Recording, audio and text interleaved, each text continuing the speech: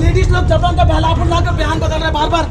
उन लोग के ऊपर ज़्यादा दबाव था सर, जहाँ पर उन लोग को ज़्यादा डराया धमकाया गया सर, और हम लोग अपनी मर्जी से, अपनी माता पिता की मर्जी से जा रहे थे सर। आप देखिए कि पूरा केस पलट गया है। जहां एक तरफ एक केस धर्मांतरण और मानव तस्करी की ओर जा रहा था, वहीं अब केस पलट कर जिन बजरंगियों ने, बजरंग दल के कार्यकर्ताओं ने, छत्तीसगढ़ बजरंग दल के कार्यकर्ताओं ने जिन्होंने कार्रवाई कराई, बाद में बजरंग दल के लोग भी आए थे वेब वाले, अब उनके खिलाफ पूरा मामला जाते हुए जा रहा है। इन लोगों के पास कोई काम नहीं है, ये सिर्फ बजरंग दल को गुंडा बोलते हैं। बजरंग दल के कार्यों को ये कभी जानते नहीं और न कभी बजरंग दल के कार्य कर पाएंगे। लोग सेवा, सुरक्षा, संस्कार के तहत हम लोग काम करते हैं। गूंगे बन के बैठे रहो, गूंगे हैं बोलते हो ना, बहुत सीधे हैं हम लोग, बहुत सीधे हो ना तुम लोग। हम लोग गुंडे ही हैं और इन लोगों को बचाने के लिए गुंडा बनना पड़ता है हम लोगों को, तुम लोगों से। नारायणपुर में 3 युवतियां जो थी, जिनके लग रहा था कि उनका ह्यूमन ट्रैफिकिंग किया जा रहा है, मानव तस्करी किया जा रहा है, उनका धर्मांतरण किया जा रहा है, पर बड़ा खुलासा तब हुआ जब पता चला तीनों ही युवतियां पहले से कन्वर्टेड है।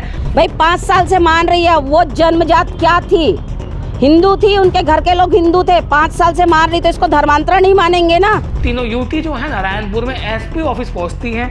एसपी ऑफिस में बजरंग दल के कार्यकर्ताओं के खिलाफ एफआईआर करने की कंप्लेंट देती हैं। कंप्लेंट में लिखा है कि वहां पर 100 से 150 लोगों ने हमें घेर लिया।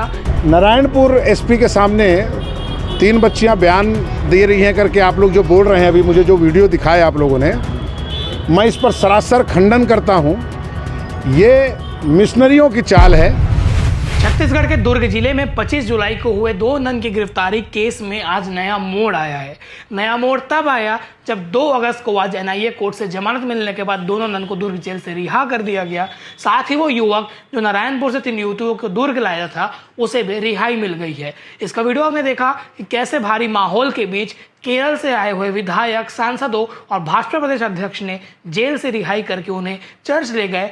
चर्च में भी वहां पहुंचे। उसके बाद जो है नारायणपुर में 3 युवतियां जो थी, जिनके लग रहा था कि उनका ह्यूमन ट्रैफिकिंग किया जा रहा है, मानव तस्करी किया जा रहा है, उनका धर्मांतरण किया जा रहा है, पर बड़ा खुलासा तब हुआ जब पता चला तीनों ही युवतियां पहले से कन्वर्टेड है।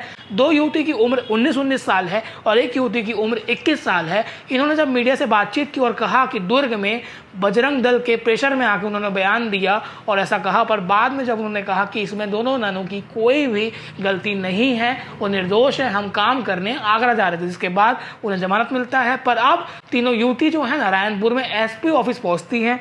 एसपी ऑफिस में बजरंग दल के कार्यकर्ताओं के खिलाफ एफआईआर करने की कंप्लेंट देती हैं। कंप्लेंट में लिखा है कि वहां पर 100 से 150 लोगों ने हमें घेर लिया। बैड टच करने का भी जिक्र है। अगर दैनिक भास्कर रिपोर्ट की मानी जाए तो बैड टच करने का भी जिक्र है। साथ ही जो ज्योति शर्मा है, जो छत्तीसगढ़ बजरंग दल से ताल्लुक रखती है, जिस दिन आप वीडियो वायरल हुआ था आप देखे होंगे कि किस प्रकार से वो उनसे बात कर रही है, उन पर भी आरोप लगाया है और साथ में एफआईआर करने की मांग की गई है। आप देखिए कि पूरा केस पलट गया है। जहां एक तरफ एक केस धर्मांतरण और मानव तस्करी की ओर जा रहा था, वहीं अब केस पलट कर जिन बजरंगियों ने, बजरंग दल के कार्यकर्ताओं ने, छत्तीसगढ़ बजरंग दल के कार्यकर्ताओं ने जिन्होंने कार्रवाई कराई, बाद में बजरंग दल के लोग भी आए थे वेब वाले, अब उनके खिलाफ पूरा मामला जाते हुए जा रहा है। दैनिक भास्कर में छपी रिपोर्ट के अनुसार लिखित शिकायत में आरोप है कि दुर्ग रेलवे स्टेशन में 100 से 200 लड़कों ने उन्हें घेर लिया था, जातिगत गालियां दी और गलत तरीके से टच भी किया। फिर पुलिस स्टेशन लेकर गए, वहां हमें कमरे में रखा, पुलिस जवानों को बाहर कर एक कमरे में लोग घुस गए। कमरे के अंदर ज्योति शर्मा,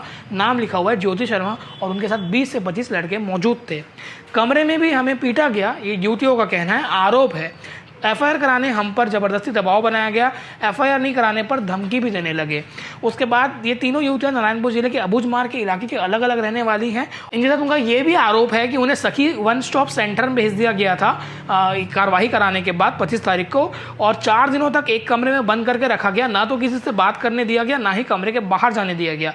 इनका कहना है कि वे अपने परिजनों की इजाजत से ही ननों के साथ काम करने जा रहे थे। इनके शिकायत के बाद नारायणपुर के जो एसपी है रॉबिन्सन गुड़िया, उन्होंने अभी तक कोई प्रतिक्रिया नहीं दी है, पर अब देखते हैं कि इसमें कब एफआईआर दर्ज होता है। और इन्हीं आरोपों पर छत्तीसगढ़ बजरंग दल के दुर्ग के कार्यकर्ता रतन यादव, ज्योति शर्मा और रवि निगम ने क्या कहा है आप सुनिए। उन्होंने साफ कहा है कि रेलवे स्टेशन में पूरी कार्रवाई हुई है, पूरा मामला हुआ है, वहां चप्पे चप्पे पर सीसीटीवी कैमरा लगा हुआ है। अगर हमने ऐसा कुछ किया है तो सीसीटीवी कैमरा को खंगाला जाए।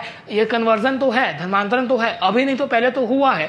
वो अभी भी अपने आरोपों पर अडिग है और सुप्रीम कोर्ट जाने तक की बात कर रहे हैं। तीनों ने क्या कुछ कहा है अपने बचाव में, आप वो भी सुनिए, क्योंकि पूरा केस पलट गया है। आरोप अब वो अबुझमाड़ की 3 युवतियां लगा रही हैं और बचाव में बजरंग दल ने क्या कहा है वो आप देखिए। इस मामले में जो भी आगे अपडेट होगा वो हम आपको बताएंगे।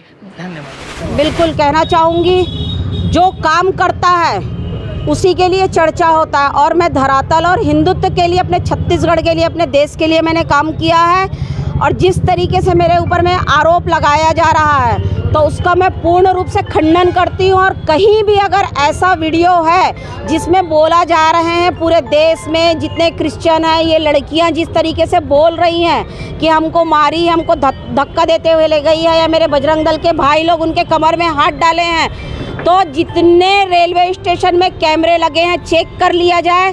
मेरे भाई लोग, बजरंगी लोगों का ये आदत व्यवहार नहीं है जो इस तरीके से उन बच्चियों को सिखाए हैं। ये उनकी मानसिकता है, उनकी छोटी मानसिकता है, इसलिए उन लोग उन बच्चियों से बयान दिलवा रहे हैं। और जो बोला जा रहा है अब बच्चियां सही बयान दे रही, तो अब मैं कह रही हूँ वो बच्चियां अब सिखाया पढ़ाया और बोल रही है। उस वक्त मैं अपने मर्जी से बयान दी थी, जिस वक्त में बयान चल रहा था मैं बाहर थी, सारी मीडिया सुबह से थी।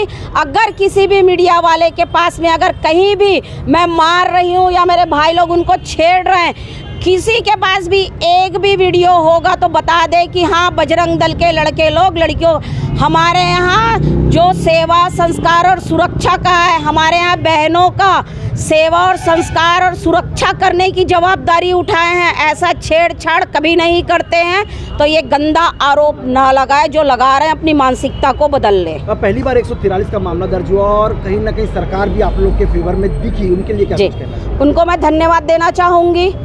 जिस कार्रवाई में जो पुलिस प्रशासन ने अपने हिसाब से उनके बयानों के आधार पे जो कार्रवाई किए हैं वो अपने हिसाब से किए हैं। छत्तीसगढ़ सरकार जो खड़ी थी हमारे साथ में, उसके लिए उन्हें मैं बहुत बहुत धन्यवाद देना चाहूँगी, हमारे मुख्यमंत्री, गृह मंत्री, सभी को।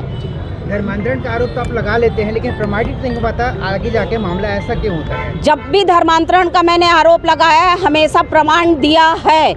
उस चीज़ का जो पकड़ में आते हैं उस वक्त खुद कहते हैं। अभी जो लड़कियां यहाँ थी वो सारे हिंदू, उनका आधार कार्ड, जो लड़की बयान दे रही है वो बोल रही है 5 साल से मैं मान रही हूँ। मतलब क्या होता है, धर्मांतरित ही हुई है ना भाई, 5 साल से मान रही है। वो जन्मजात क्या थी, हिंदू थी, उनके घर के लोग हिंदू थे, 5 साल से मान रही, तो इसको धर्मांतरण ही मानेंगे ना।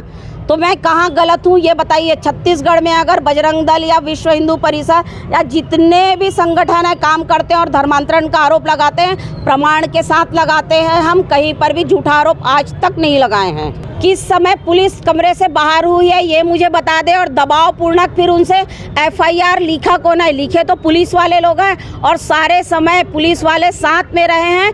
1 मिनट के लिए भी पुलिस वहाँ से नहीं हटी है। कुछ देर के बाद में महिला पुलिस भी वहाँ आ गई थी, तो उन बच्चियों को और नन को महिला पुलिस के संरक्षण में थी वो, तो ये गलत कहना है कि दबावपूर्ण बयान लिया गया है। बल्कि दबाव तो ये लोग दे रहे हैं। देख रहे हो ना, 2 दिन से 3 दिन से कितने केरल के सांसद आकर के माहौल बना रहे हैं, तो दबाव ये लोग दे रहे हैं, लेकिन ये दबाव में नहीं आने वाले हम लोग। भाई ये बच्चियां आज 8 दिन बाद जाके SP कार्यालय गई हैं। कल परसों तक ये 2 बच्चियां कहाँ हैं किसी को नहीं मालूम था। तो मेरे पास ये भी खबर आई थी कि इन 2 बच्चियों को क्रिश्चियन समुदाय अपने अंडर में रखे हैं। आज जब बेल मिल गया दोनों ननों को, उसके बाद भी SP कार्यालय गए। नन के निकलने के बाद उनको बड़ा बढ़िया उनके समाज ने हार, फूल, माला उस लड़के को भी पहनाया। इस पे क्या प्रतिक्रिया रहेगी? बिल्कुल वो उनका समाज का काम है। उनके समाज को लगता है कि धर्मांतरण करना और यहाँ पर मानव तस्करी करने के लिए छत्तीसगढ़ में जो आए थे बहुत अच्छा कार्य किए, इसलिए उनको माला पहनाए हैं। वो उनकी सोच है। देखो, बेल मिला है, मामला खारिज नहीं हुआ है, अभी तो चलेगा ना। किस ग्राउंड पे बेस पे उनको बेल मिला हम लोग भी देखेंगे। हम बातचीत कर रहे हैं अपने वकीलों से, है ना। और ये कोई छोटा मोटा केस नहीं है कि आप आज बेल मिल गया तो आप जीत गए। जिस तरीके से ये बात हो रही है वो सरासर उचित नहीं है। दूसरा, नारायणपुर SP के सामने 3 बच्चियां बयान दे रही हैं करके आप लोग जो बोल रहे हैं, अभी मुझे जो वीडियो दिखाया आप लोगों ने, मैं इस पर सरासर खंडन करता हूं। ये मिशनरियों की चाल है जो उल्टा सीधा मेरे कार्यकर्ता, मेरी बहन, इनके ऊपर जो आरोप लगाया जा रहा है मैं इसका सीधा सीधा खंडन करता हूँ। ये तो आदत ही है इन लोगों का झूठ बोलने का। अब इनको मौका मिल गया है तो ये लोग एन केन प्रकेंड तरीके से बच्चों को सामने ला करके दबाव बनवा करके बयान दिलवा रहे हैं। मैं ये कहना चाहता हूँ, जैसा आपने अभी मुझे बयान दिखाया, वो बच्चे ये कह रहे हैं कि ज्योति शर्मा हमको मार रही है और धक्का दे दे करके खींच के ले जा रही है ना।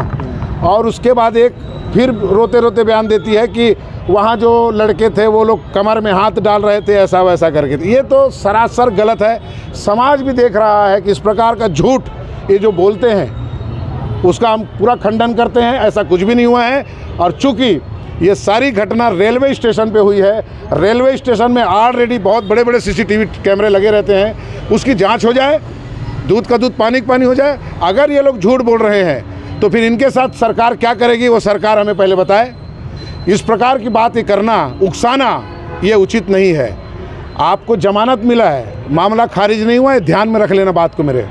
इन लोगों के पास कोई काम नहीं है। ये सिर्फ बजरंग दल को गुंडा बोलते हैं। बजरंग दल के कार्यों को ये कभी जानते नहीं है और न कभी बजरंग दल के कार्य कर पाएंगे लोग। सेवा, सुरक्षा, संस्कार के तहत हम लोग काम करते हैं। हम लोग अपनी बहन बेटियों की इज्जत, सुरक्षा और जो भी सेवा कार्य होता है हम लोग सब करने वाले लोग हैं। और ये जो मिशनरी के लोग हैं ये तो इस प्रकार की बात, ऐसा गंदा माहौल बनाते हैं कि जैसे हम लोग गुंडे हैं। हम लोग गुंडे नहीं हैं। हम लोग अपने धर्म के लिए काम करते हैं, धर्म रक्षक हैं हम लोग। बजरंग दल रुकेगा कि निरंतर आगे इसी तरह बढ़ेगा? नहीं, वो बजरंग दल रुकने वालों में से है क्या? आज उनको जमानत अगर मिल गई है तो वो किस बेस पे मिली है, हम भी अपने लोगों के साथ बैठ के समीक्षा करेंगे उसकी।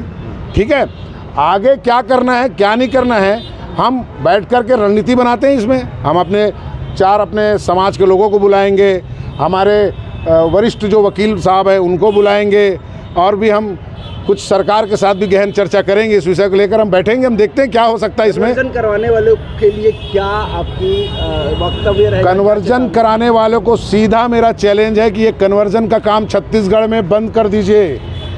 ये जो माहौल आकर के आप लोगों ने जो बनाया, ये क्या सही क्या गलत है तो बाद में तय होगा। लेकिन कन्वर्जन करने वाले जो भी लोग सुन रहे हैं मेरी बात को, बाज आ जाओ। छत्तीसगढ़ में अब आप लोगों का कुछ नहीं चलने वाला है, ये मैं बताना चाहता हूँ आपके प्रेस और टीवी के माध्यम से।